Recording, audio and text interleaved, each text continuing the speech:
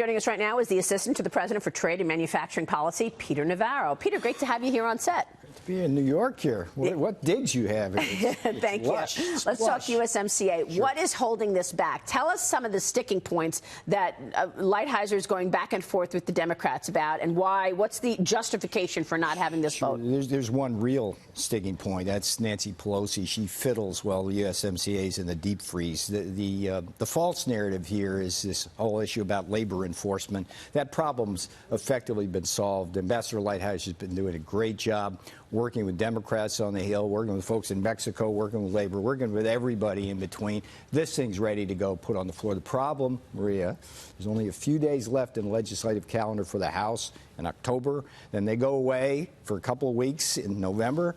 And look, this is a deal that's twice the volume as what we do with China. It's 5 times the exports to Mexico and Canada. It's the biggest and best deal ever. It's designed to turn North America, and particularly the U.S., into a powerhouse of manufacturing for the 21st century. This is the biggest tragedy I've seen in the swamp. Politics over policy. This could be the president's biggest success if passed. And you're saying that it's taken care of. In other words, a U.S. worker and the production of a vehicle in the U.S. means that a U.S. worker will make $16 an hour versus Mexico making $1.50. Explain that specific. U.S. workers in the auto industry are going to make a ton more than that. Okay, the way this is constructed, 2 parts. You've got domestic content rules. 75% of the auto has to be built in Canada, Mexico, and the U.S. To ensure we get our fair share, there's a $16 an hour requirement to make sure jobs don't go south. Okay? But GM, it looks like we're solving that strike today. It looks like they're going to ratify. You look at the wages in there, and it's very high, good wages, the kind of thing that President Trump loves for American workers. If we are able to nail it, 75,000 new jobs in the auto industry alone.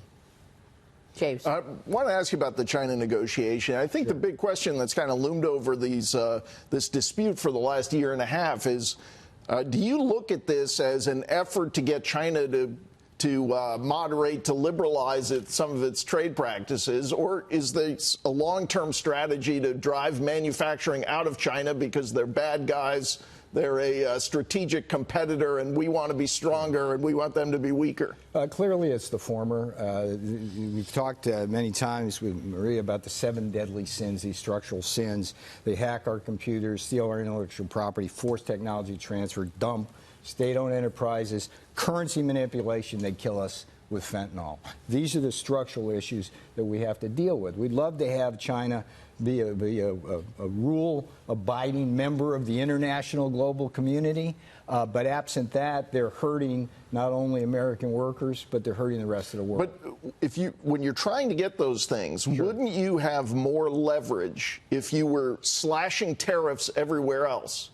Because you would be creating a big incentive for people to move out of China, manufacturers, which ultimately would put the pressure on them to do what you want. Because China's a different story than everybody else. China and the behavior is different than what's going on in Europe. So under the World Trade Organization rules, James, the most important thing America has to understand is that other countries are allowed to charge us significantly higher tariffs than we charge them. It happens 2/3 of the time. And that's why the president is sponsoring the U.S. Reciprocal Trade Act, which would address that. So we've already unilaterally lowered our tariffs below everybody else. We're getting hammered. And so what we'd love to do in this world with the rest of the world is, lower your tariffs down to 0. That's fine. We'll work with that. But China, it's a structural problem. It's not a tariff problem. And we cannot have them steal $300 billion of IP every year. We can't have them turn over our technology, particularly the technologies of the future, the AI, the blockchain technology, the robotics. This is President Trump has completely changed the people's thinking in this country and on Capitol Hill. That's one of his greatest achievements. Now what we have to do is we've got to deal with these 7 deadly sins. Sir, quick question. Yes, ma'am. The average American viewer watching this sees every day that the legislators on the Hill are obsessed with impeachment, the impeachment inquiry, and kind of conducting, frankly, a lot of spectacle around it. We hear from Democratic candidates, presidential candidates right now, that the legislators can walk and chew gum at the same time. And what we're hearing right now is that it's absolutely not true. Can you speak to that. Demonstrably false. To the viewer watching, tell us about that. There's a concept in economics, opportunity cost. It's basically the cost of not doing something. So the cost of Nancy Pelosi and Adam Schiff focusing on this circus is basically not doing USMCA, not doing infrastructure, not doing reducing drug prices. And she's going to be in office now for 2 years with absolutely no achievements other than dividing America and sparking a cold civil war in this country by irresponsible behavior. And it's a tragedy that we're facing now, and she has to wake up to the fact that Americans out there want policy, not politics. A second ago, you said that there's only a few days left, legislative days. 20 days until the end of the year, I think, right? Yeah, something like that. 20 days until the end of the year. This can't be done in 3. Yeah. Let's say, hypothetically speaking, you get USMCA done, you get China done by year end. Is the next priority the UK?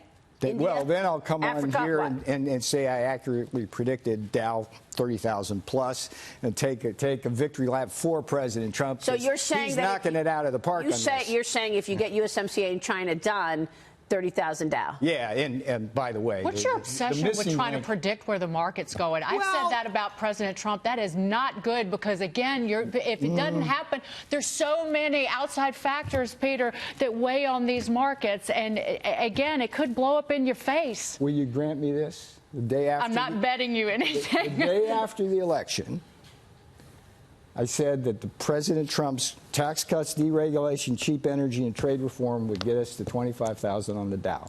And everybody at the time said I was crazy. Yeah, she said it Baruma said it before you did. I beat you by a nut. How many were? Yeah, we were all nuts at the time, right? Yeah. But President Trump, I think she said promises tax made, cuts and deregulation. Yes, I said. Peter, I said the tax cuts. I really quickly want to ask you something. Reform, this quickly. Yeah. China has passed a new law based on what they say is the agreed-upon text to protect foreign business and intellectual property there. This is according to China's National Development and Reform Commission. The law. Can you tell us anything about that? Does it have teeth? Do you know anything about it? That's a report out this morning. So show me the money. Okay. Intellectual property. Is there any enforcement action in this phase one of the deal about intellectual property? The good news about this phase one, 2 things. One is that it adopted virtually the entire chapter in the deal last May that they reneged on for IP. So that's what does that mean? solid. What does that mean? Practically speaking, what does that mean? There's going to be consequences if they practically keep means if they basically steal our IP, we'll be able to take retaliatory action without them retaliating. Okay. So it's like, and that speaks to the issue of the most important thing about phase one is the enforcement mechanism, right? They have to agree to an enforcement mechanism for the whole deal, all 3 phases, because without enforcement, you don't have a deal. And without monitoring, you don't have a deal. So, this is high-stakes poker for the world. Yeah. And we hope they bargain in good faith. And let's see what happens, as President often says. Peter, he's the man. This morning. Thank you so much. Bye-bye. Peter Navarro joining us there.